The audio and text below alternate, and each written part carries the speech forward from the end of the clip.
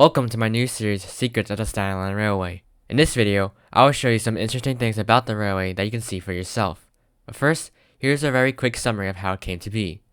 So the Staten Island Railroad Company was formed on the 2nd of August 1851, following a petition for a line from Tottenville to Stapleton. The line was eventually completed in 1860 and was financed by Cornelius Vanderbilt, who operated ferries from Manhattan to Staten Island. This allowed the company to take control of several ferry lines that served the island and make profit. Then, in 1872, the company was sold to George Law, a financier who invested in railroads. That same year, the company was renamed to the Staten Island Railway Company. 8 years later, it was partnered with the Boston and Ohio Railroad to build a terminal that would serve all the ferry lines that were taken over by the Staten Island Railway.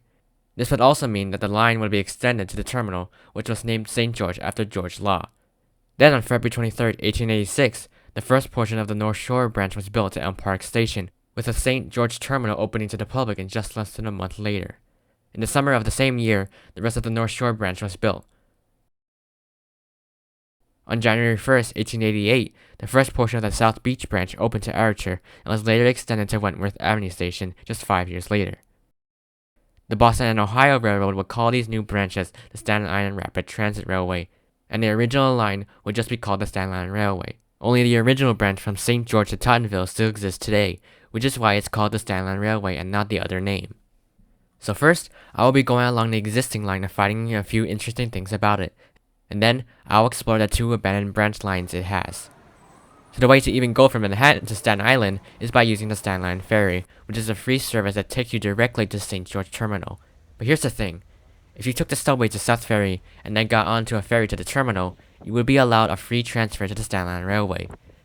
Also, only St. George Station and its next stop, Tompkinsville, are the only two stations that have turnstiles, which means you can access the railway from all the other stations for free. Of course, there should be turnstiles at St. George because it's the main terminus of the line that allows you to take a ferry to Manhattan. But why is there also turnstiles at Tompkinsville? Well, it's to prevent people from walking the short distance from St. George to Tompkinsville to get a free ride on the train. There are also two abandoned stations on the current railway as well, Nassau and Atlantic. They both closed in 2017 in preparation for the opening of Arthur Kill Station, which is located between Nassau and Atlantic Station. The platforms for the two stations are gone, but you can still see the overpass for the stations that allows you to cross from one side to the other. Now we're going to move on to the two abandoned branch lines, starting with the South Beach branch. This line runs east of the current line and has 8 stations on the branch. Not much is left to see of it, so that's why I will be using Google Earth instead to find some clues. At the intersection of St. John's Avenue and Clayton Street, there is this embankment that was once part of the line. Then, south of the Interstate Highway 278, there is this line of houses that resembles the path the branch once took. Once the tracks were removed, houses were built in its place.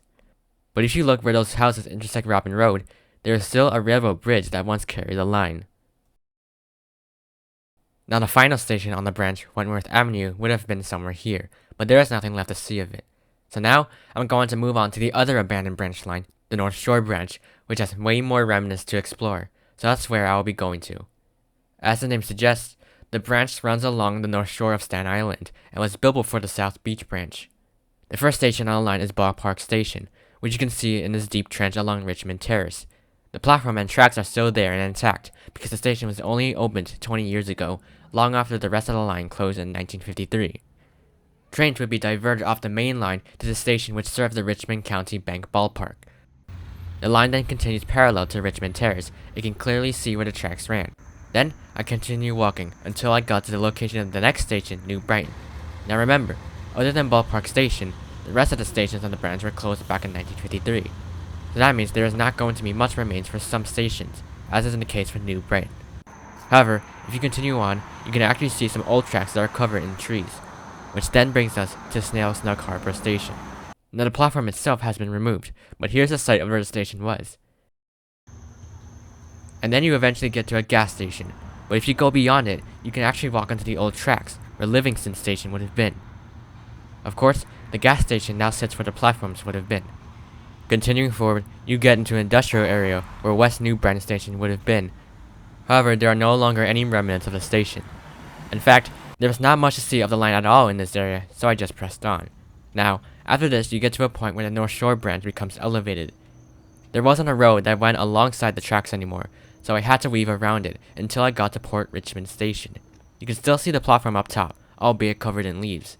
Tower Hill Station is also the same, except you can see a bit more of the platform. I kept walking until I got to the Bayonne Bridge, and it's here where the line goes under the bridge, with the station located there, Elm Park. If you walk over this footbridge, you can see where the site of the station would be, but nowadays, you can't see anything because of all the trees. After the branch goes under the Bayonne Bridge, it goes into a trench, so you would find yourself on a road looking down onto the tracks. That's the case with Lake Avenue Station, but I couldn't actually see the platforms because again, the trees are covering it. Marine Harbor Station is also obscured by trees. However, I did spot some rail near the site of where the platforms are supposed to be. Here's a picture of both Lake Avenue and Marine Harbor Station from last year when the platforms were still visible. Anyways, I went on until the abandoned tracks eventually became a freight line. It's here where Harbor Road Station would have been, with just the platforms being removed and not the tracks. Then, the last station on the branch that served passengers was Arlington Station, and it would have been right here.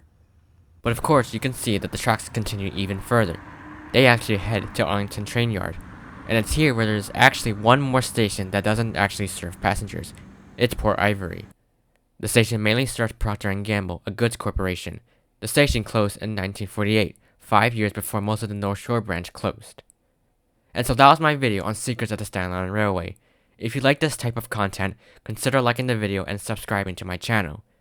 Next week, I'll start a new series on the Long Island Railroad.